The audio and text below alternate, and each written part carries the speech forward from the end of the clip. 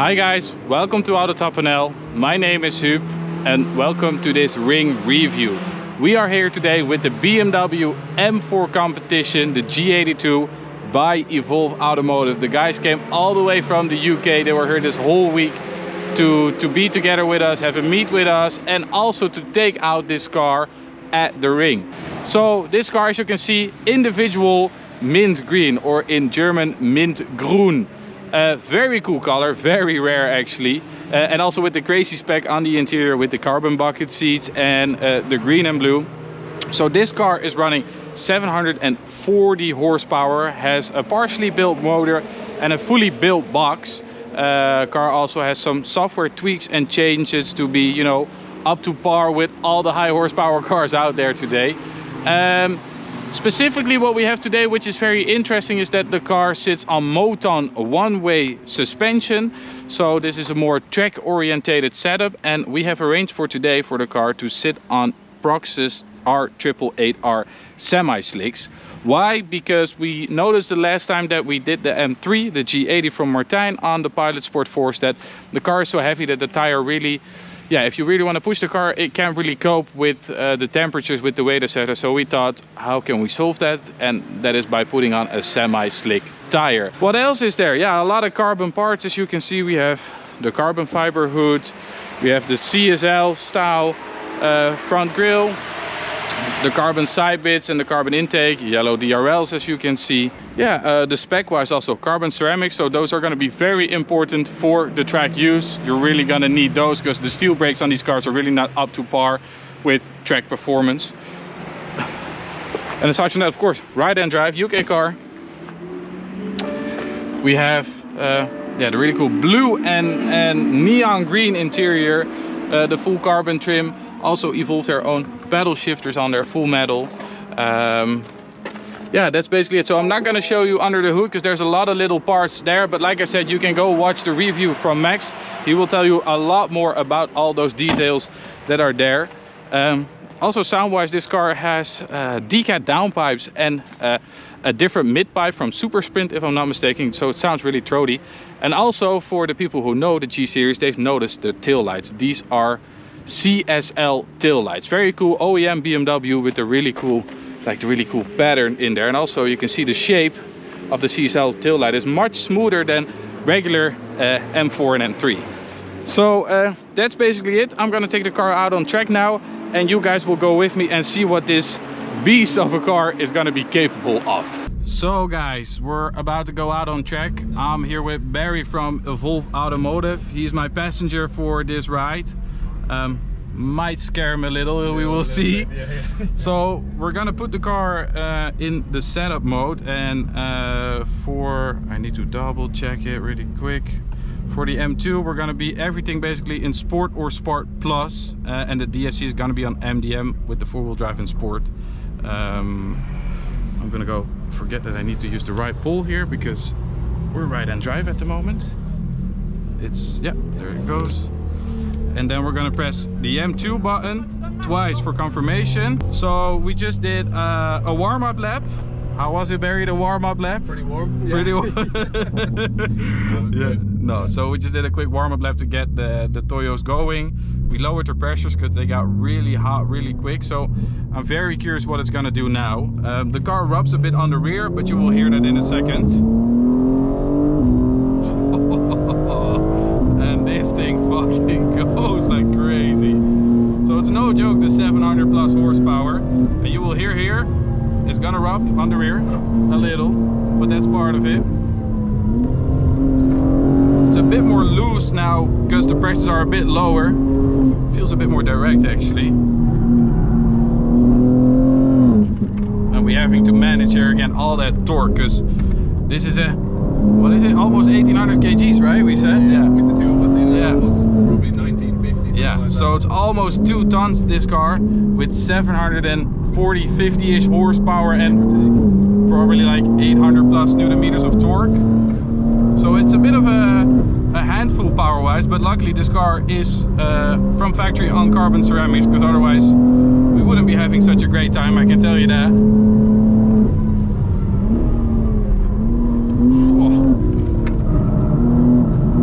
tires squeal away under all that weight. We're not gonna attack the curbs too much with this car because I don't want to ruin the fender liners too much, although they are, well, basically gone already, kinda. Sorry about that, Imran.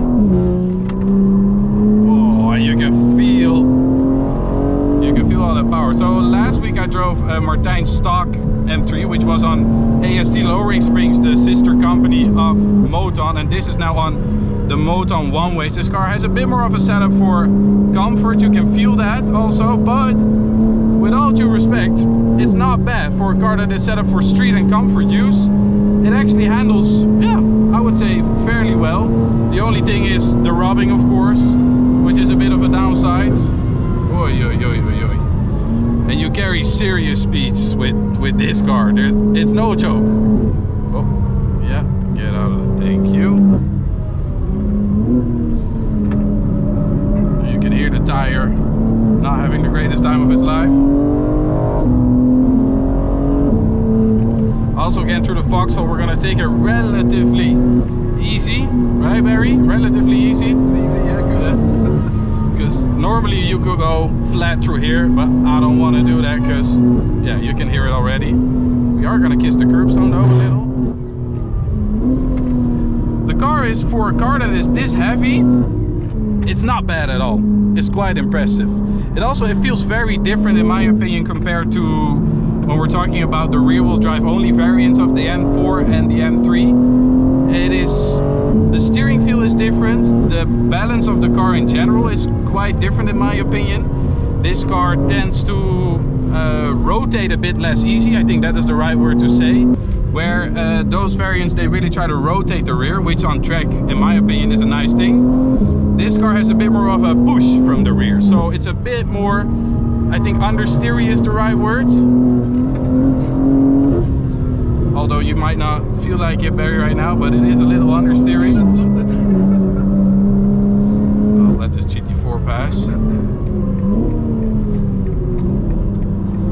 Give this guy some room. Because again, that is Nurburgring. Take a good look at your surroundings. There's always people that are faster than you, although you might think not.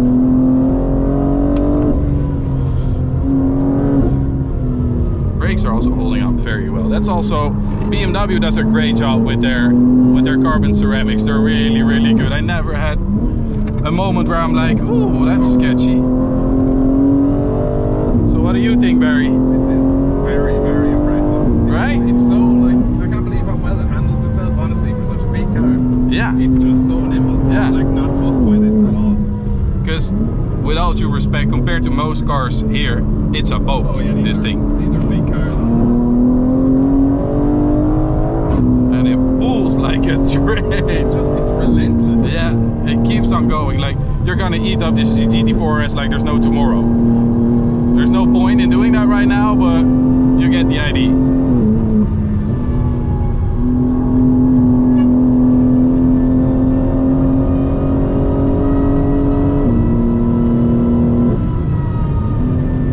I really, really like the gearbox tune also, because this is a built box. It feels a bit snappier than when they have XHP only. It's the combination of the two that really makes this really nice and crisp.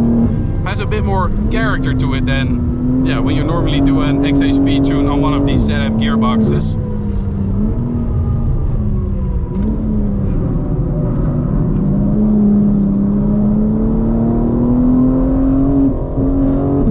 Got in, didn't have a great time. We're gonna give this guy a break through the car. Oh, well, okay. So we take it a little easier because we don't want to. Yeah, about that. Oh, it pulls like nothing else. It keeps going. Yeah. It's amazing. It's a bit of fender lining on the right rear letting go, but that's okay. We can live with that. I hope you don't hear it too much, but it should be okay.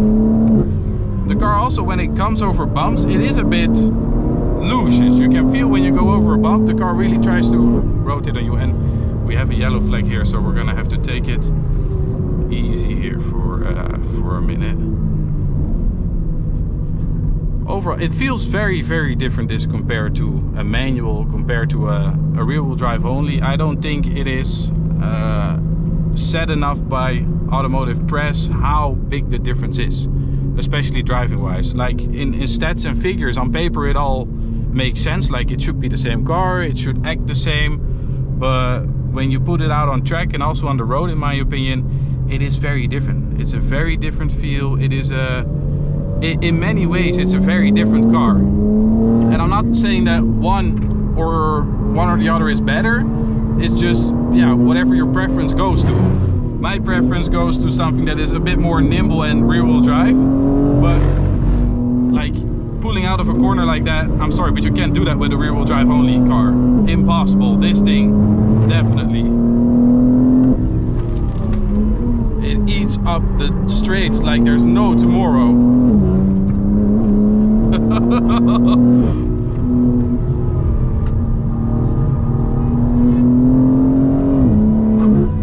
We're gonna jump a little.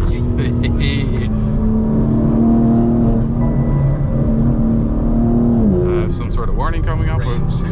Oh yeah, that's not a...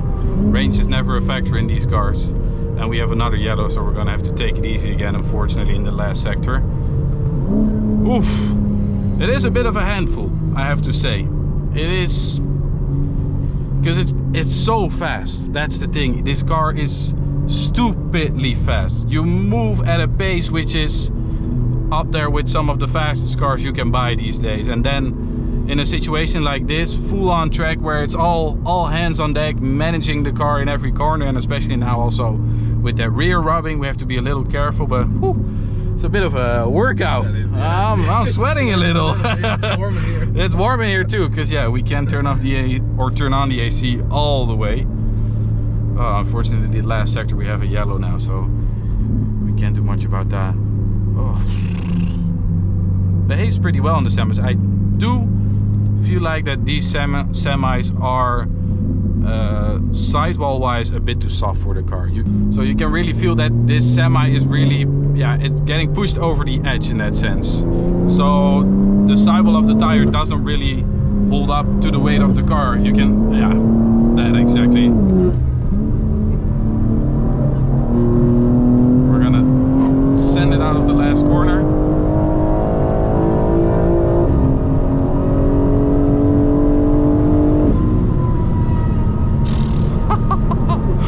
It is ridiculously fast. It's stupid fast is what it is.